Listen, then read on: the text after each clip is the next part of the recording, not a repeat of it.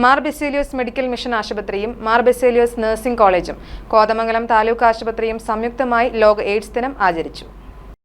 Mar Baselios medical mission ആശുപത്രി അങ്കണത്തിൽ നിന്നും താലൂക്ക് ആശുപത്രിയിലേക്ക് ലോക എയ്ഡ്സ് ദിനത്തോടനുബന്ധിച്ചുള്ള പ്രചരണ ജാഥ സംഘടിപ്പിച്ചു. തെരുവ് നാടകവും നൃത്തപരിപാടികളും ബോധവൽക്കരണവും താലൂക്ക് ആശുപത്രി അങ്കണത്തിൽ അവതരിപ്പിച്ചു.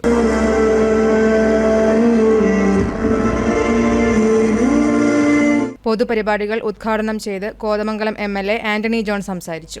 സമൂഹത്തിലേക്ക് ഇറങ്ങി ചെന്നുകൊണ്ടാണ് ഇതിനെതിരായിട്ടുള്ള പ്രചരണ പ്രവർത്തനങ്ങൾ, ബോധവൽക്കരണ പ്രവർത്തനങ്ങളൊക്കെ നിങ്ങൾ സംഘടിപ്പിച്ചിട്ടുള്ളത്.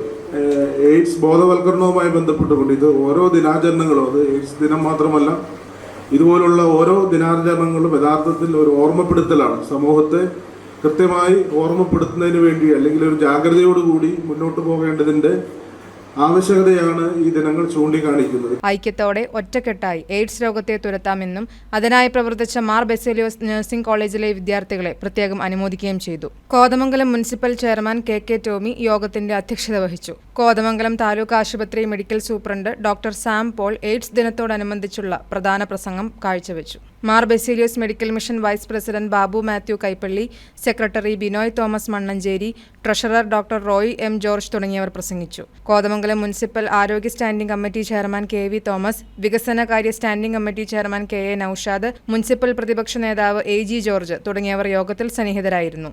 സമൂഹത്തിൽ പടരുന്ന എയ്ഡ്സ് രോഗബാധയെക്കുറിച്ചും അതിന്റെ പ്രതിരോധ മാർഗങ്ങളെക്കുറിച്ചും മാർ ബെസേലിയോസ് നഴ്സിംഗ് കോളേജിലെ വിദ്യാർത്ഥികൾ ബോധവൽക്കരണം നടത്തി.